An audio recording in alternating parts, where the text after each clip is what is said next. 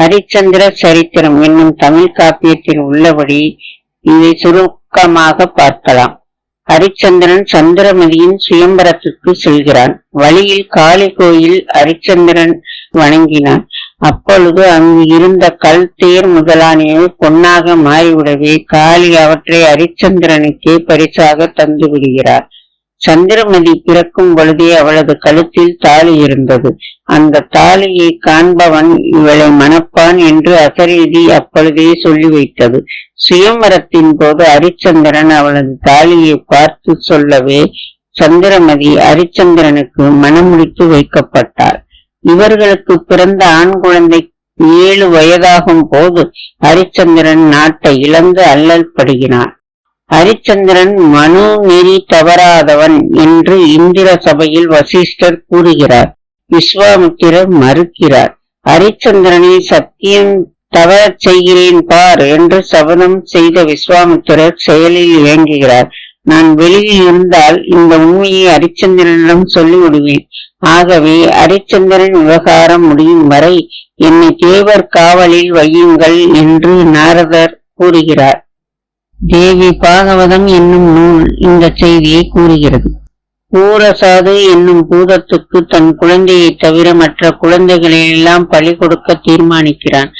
பின்னர் எண்ணி பார்த்து பாவம் என துணிந்து பலி கொடுக்கும் செயலை கைவிட்டு விடுகிறார். பலி கொடுக்க எண்ணிய பாவம் அவனை பற்றி கொள்ள இவனது கதையில் மகன் சாவு நேர்கிறது. இறுதியில் மயான காண்டத்தில் சதாசி என்னும் அம்பிகையை தொழுது மகனை உயிர்ப்பித்துக் கொள்கிறார். விஸ்வாமித்திரர் நூலாசிரியர் கள்ள நீதி கௌசிகன் என குறிப்பிடுகிறார். முனிவர்கள் பலரை அனுப்பி ஹரிச்சந்திரனிடம் உள்ள பொருள்களை எல்லாம் தானமாக பெறச் செய்கிறார். விஸ்வாமித்திரர் விலங்குகள் பலவற்றை அனுப்பி நாட்டை அழிக்கச் செய்கிறார். ஹரிச்சந்திரன் வேட்டையாடி விலங்குகளை அழிக்கிறான். இரவில் காட்டில் உறங்குகிறான். கனா காண்கிறான். அமைச்சரிடம் அதை கூறுகிறார். காமன் சேனை என்று 2 பெண்களை விஸ்வாமித்திரர் உருவாக்குகிறார். அவர்கள் தங்களை ஹரிச்சந்திரன் மனம் செய்து கொள்ள வேண்டும் என்று வற்புறுத்துகின்றனர். ஹரிச்சந்திரன் மறுத்து விரட்டி அடிக்கிறான். விஸ்வாமித்திரர் அந்த பெண்கள் பக்கமாக பேசுகிறார். திருமணம் செய்து கொள்ளாவிட்டால் பரவாயில்லை, அதற்கு ஈடாக அவனிடமுள்ள எல்லா பொருள்களையும் அவர்களுக்கு கொடு என்கிறார். ஹரிச்சந்திரன் கொடுத்து விடுகிறான். முனிவர் தான் அணிந்திருந்த காவி ஆடையில் கொஞ்சம் கிழித்து அரசனுக்கு கொடுத்துவிட்டு அவன் அணிந்திருந்த ஆடைகளையும் பெற்றுக் கொள்கிறார். சுக்கிரன் என்னும் முனிவரின் தான் யாகம் செய்வதற்காக தன்னிடம் இருந்த செல்வத்தை ஹரிச்சந்திரனிடம் கொடுத்து வைத்திருந்தான்.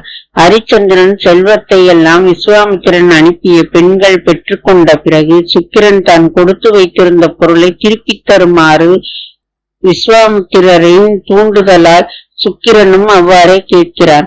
45 நாட்களில் திருப்பித் தருவதாக வாக்களித்து விட்டு ஹரிச்சந்திரன் பொருள் தேடச் சென்றான். ஹரிச்சந்திரன் செல்லும் பொழுது அவன் மனைவி சந்திரமதியும் மகன் லோகிதாசனையும் அமைச்சர் சத்தியகீர்த்தியும் ஆகியோரும் உடன் செல்கிறார்கள். சுக்கிரனுக்கு தர வேண்டிய கடனை தீர்ப்பதற்காக மனைவி கூறியபடி மனைவியையும் மகனையும் விலை பேச அந்தணன் ஒருவன் இருவரையும் விலக்கி வாங்கிக் கொள்ள முனிவன் கடன் தீர்கிறது. சுக்கிரன் இதுவரையில் தான் அடைந்ததற்கு கூலி கொடு என்று கேட்கிறார்.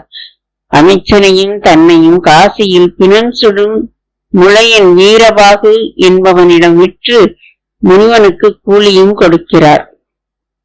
ஹரிச்சந்திரனும் அவன் அமைச்சரும் காசியில் உள்ள சுடுகாட்டில் பிணம் சுடும் முளையனுக்கு அடிமை தொழில் செய்கின்றார்கள்.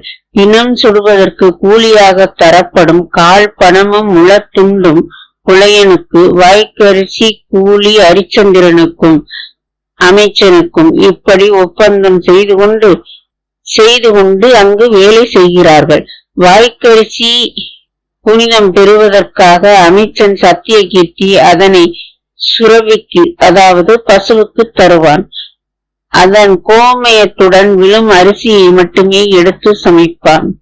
இருவரும் உண்பார். ஹரிச்சந்திரன் மகன் பாம்பு கடித்து இறந்து போகிறார். சந்திரமதி அழுது புலம்பிக் கொண்டே மகனை சுடுவதற்காக சுடுகாட்டுக்கு மகனை தூக்கி வருகிறாள். ஹரிச்சந்திரன் பிணத்தை சுடுவதற்கு கூலி கேட்கிறார். அவள் தன்னிடம் எதுவுமே இல்லையே என்கிறாள். கழுத்தில் இருக்கும் தாலியை கொடு என்கிறான். தாலியை கண்டவன் தன் கணவனே என்று உணர்ந்த சந்திரமதி உண்மையை உரைக்கிறார். இறந்தது தன் மகனே என்று உணர்ந்த பின்னும் வீரவாவுக்கு சேர வேண்டிய கால் பணமும் முளத்துண்டும் எஜமான் பார்ப்பனிடம் வாங்கி வரும்படி மனைவியை அனுப்புகிறான். சந்திரமதி பார்ப்பனிடம் வருகிறார். வழியில் குழந்தை ஒன்றின் பிணம் கிடக்கிறது. அது கல்வர்களால் கொலை செய்யப்பட்ட காசி அரசனின் குழந்தை. சந்திரமதி தன் குழந்தையை பேய்கள் கொண்டு வந்து போட்டனவோ என்று இருளில் குழந்தையை பார்க்கும் பொழுது காவலாளிகள் குழந்தையை கொன்றவள் இவளே என்று எண்ணி குழந்தையுடன் அரசன் முன் இவளை கொண்டு நிறுத்துகின்றனர். அரசன் இவள் கொன்றிருக்க மாட்டாள் என்று எண்ணுகிறார். இருந்தாலும் அவளுக்கு கொலை தண்டனை விதிக்கிறான். காவலாளிகள் வீரவாகுவிடம் அவனை அழைத்து வருகிறார்கள். அவளை கொலை செய்யும்படி வீரவாகு ஹரிச்சந்திரனை ஏவுகிறான். அப்பொழுது விஸ்வாமித்திரர் வந்து, இப்போதாவது நீ எனக்கு கொடுத்த நாட்டை கொடுக்கவில்லை என்று சொல்லிவிடு என்று ஹரிச்சந்திரனுக்கும் சந்திரமதிக்கும் கேட்கும்படி கூறுகிறார். பொய் சொல்ல சொல்கிறார். கடமையை செய்யும்படி மனைவி கணவனை தூண்டுகிறார்.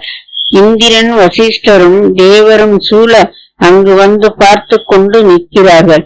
ஹரிச்சந்திரன் தன் மனைவி சந்திரமதியை குனிய வைத்து கழுத்தில் வெட்டுகிறார்.